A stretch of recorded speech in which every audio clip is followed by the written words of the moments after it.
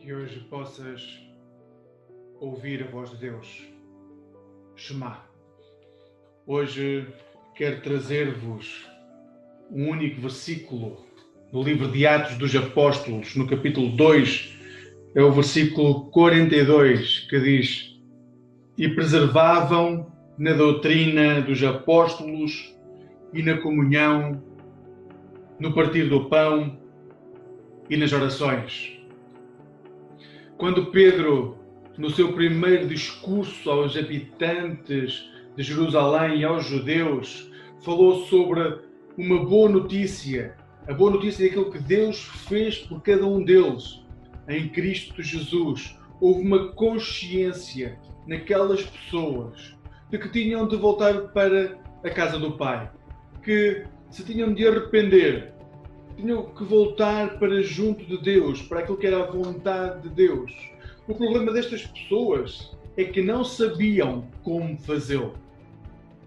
Perante este dilema, poderiam ter optado por ir para casa, ir pensar sobre o assunto, podiam ter ido para casa procrastinar, deixar para depois a resolução desse dilema, mas não o fizeram.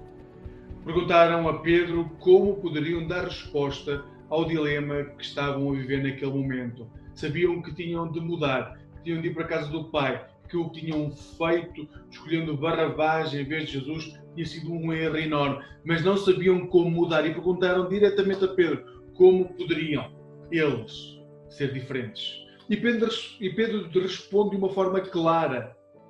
E Pedro responde com uma mensagem tão clara que eles já aceitaram. O resultado foi que quase 3.000 pessoas foram batizadas após a partilha de Pedro. E a partir desse momento passaram a partilhar a alegria do encontro comunitário. Passaram a encontrar-se com os discípulos de Jesus. Aprenderam com os apóstolos. Colaram o coração ao coração dos outros discípulos. Partilharam o pão e oraram em conjunto. Em tempo de isolamento, também somos nós chamados a não procrastinar, a não deixar para depois aquilo que temos de fazer agora. Somos chamados a investir na aprendizagem da palavra. Primeiramente, lendo a Bíblia e depois seguindo os ensinos da Igreja de Cristo. Mas também somos chamados a colar o nosso coração ao coração do nosso irmão, principalmente ao coração dos nossos irmãos mais sofrem, que estão mais débeis. Somos chamados a partilhar, a ser generosos uns com os outros. E somos também chamados a orar em conjunto, a orar ao Pai.